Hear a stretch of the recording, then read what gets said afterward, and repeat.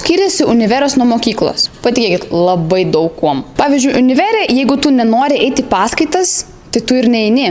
Ir nieks iš mokytojų tavęs nebars. Tave tiesiog gali iš čia išmesti. Bet šiaip yra du dalykai, kodėl verta eiti paskaitas. Visų pirma, ten geriausiai miegasi, o visų antra, ten geriausiai žiūrisi filmai.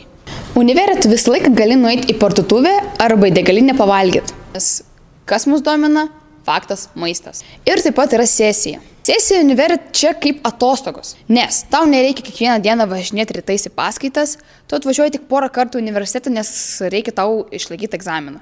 Vienas iš geriausių faktų, ko nėra universitete, tai vaikų, kurie šiaip bėgioja po koridorių ir kelia labai didelį triukšmą. Ir paskutinis dalykas – tai nusirašinėjimas. Universitete tu realiai neturi teisės nusirašinėti, nes jeigu tave pagauna, tave tiesiog pašalina iš studijų. Bet studijuoti vis tiek geriau, nei mokytis mokyklai. Už laisvę.